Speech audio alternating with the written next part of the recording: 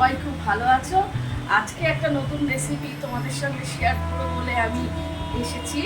আজকের যে রেসিপিটা আমি তৈরি করব তার নাম হচ্ছে কাঁঠালের দানা দিয়ে নারকেল চিংড়ি। তা আমি কি করে তৈরি করছি তোমরা এসো একবার।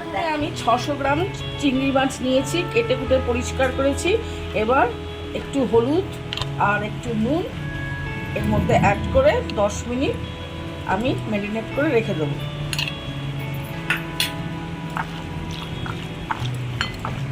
চিংড়ি মাছকে আমি নুন হলুদ মাখিয়ে 10 মিনিট রেস্টে রাখলাম। আর এখন এখানে নারকেল একটা কুড়িয়ে নিয়েছি, আর এখানে কাঁঠালের দানাগুলো আমি সেদ্ধ করে নিয়েছি। এই দুটোকে আমি এই মিক্সিতে গ্রাইন্ড করে নেব। সেদ্ধ করা কাঁঠালের দানাগুলো আমি মিক্সির মধ্যে দিয়ে দিচ্ছি, আর একটা নারকেল কুড়িয়ে রেখেছিলাম সেটাও এই মিক্সির মধ্যে দিয়ে দিচ্ছি। দুটো কাঁচা লঙ্কা আমি এর মধ্যে অ্যাড করছি। এবার আমি গ্রাইন্ড করব। সামান্য পরিমাণে আমি একটু জল ইউজ করছি। কাঁঠালের দানা আর নারকেল কুড়োনো আমি মিক্সিতে গ্রাইন্ড করে নিলাম, এরকম একটা পেস্ট হয়েছে।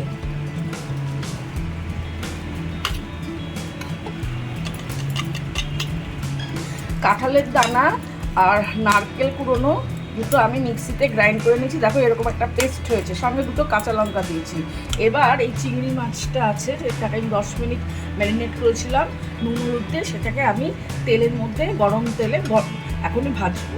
কড়াইয়ে আমি সর্ষের তেল নিয়ে নিয়েছি, তেলটা অল্প গরম হয়েছে, আর একটু হবে, প্রায় হয়ে এসছে। এখন আমি চিংড়ি মাছগুলোকে এই গরম তেলে ছেড়ে দেবো।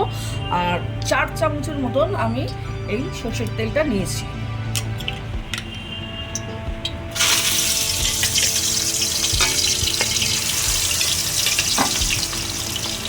চিংড়ি মাছটাকে আমি হালকাভাবেই ভাজবো, বেশি কড়া করে না, মিডিয়ামভাবে। যতক্ষণ এই কালারটা একটু লালচে লালচে হবে তখন আমি একে এই কড়াই থেকে তুলে দেব। চিংড়ি মাছগুলো মিডিয়ামভাবে ভাজা হয়েছে। এখন গ্যাসের ফ্লেমটা আমি লোতে করে এবার চিংড়ি মাছগুলোকে আমি তুলে দিচ্ছি। চিংড়ি মাছটা ভেজেছি সেই তেলেই আমি হাফ চামচের মতন কালো জিরে দিয়ে দিলাম, 3টে শুকনো লঙ্কা দিয়ে দিলাম, 4টে রসুনের কোয়া আমি দিয়ে দিলাম। একটু ভালো করে নাড়াচাড়া করব। যখন একটা ভাজা ভাজা গন্ধ বেরোবে তখন আমি যেটা মিক্সিতে আমি গ্রাইন্ড করেছি কাঁঠালের দানা আর নারকেলের কুড়োনি, সেইটা পুরো আমি এই গরম তেলে দিয়ে দেবো। মশলাটা ভাজা ভাজা হয়েছে, ফ্লেমটা একদম লোতে রেখে আমি এই মিক্সচারটা সব ছেড়ে দিচ্ছি।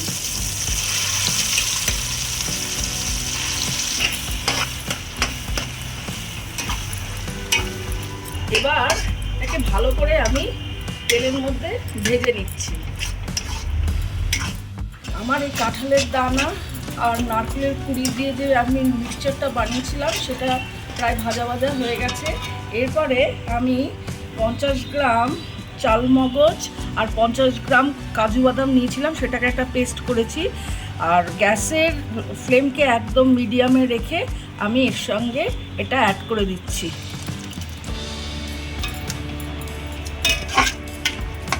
এই চালমগজ আর কাজু বাদামের যে পেস্টটা দিয়েছি সেটা ওই কাঁঠালের দানা আর নারকেলের যে কুচির যে মিক্সচারটা রয়েছিল তার সঙ্গে ভালো করে আমি এখন মিশাচ্ছি। কিন্তু আমি এখনও নুন কিন্তু দিইনি, নুন আমি সবার শেষে দেব। প্রায় মিক্সচারটা ভাজা ভাজা হয়ে গেছে। এখন এর উপরে আমি অল্প একটু কাঁচা সর্ষের তেল দেবো, তাহলে কী হবে, সেন্টটা খুব ভালো ছাড়বে। গ্যাসের ফ্লেমটা একদম লোতে করে রেখেছি। এবার ওই চিংড়ি মাছগুলোকে এর মধ্যে দিয়ে দেবো।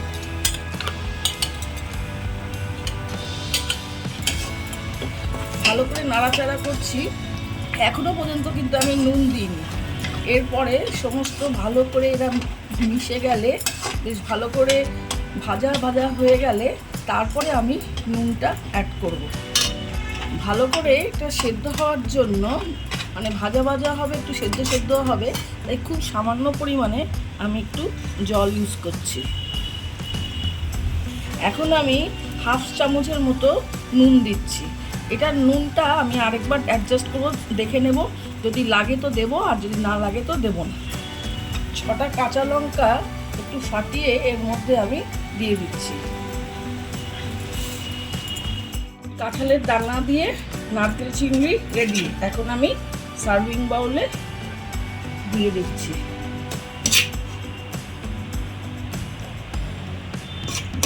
এখন তো খুব কাঁঠালের সিজন, এখন বাড়িতে সবার কাঁঠালের দানা তো থাকবেই, তাই কাঁঠালের দানা দিয়ে বিভিন্ন রকমের রেসিপি বানানো যায়। তা আমি যেগুলো তৈরি করি তোমাদের কেমন লাগে, যদি ভালো লাগে তাও লিখবে, যদি খারাপ লাগে তাও লিখবে, আর নিজেরাও চেষ্টা করতে পারো। আমি এরকম ছোটো ছোটো রেসিপি তোমাদের দেখাবো, যখন যে সিজনে যেটা পাওয়া যায় সেই সিজনের অনুযায়ী রান্না করব। এই দেখো হয়ে গেছে কাঁঠালের দানা দিয়ে নারকেল চিংড়ি।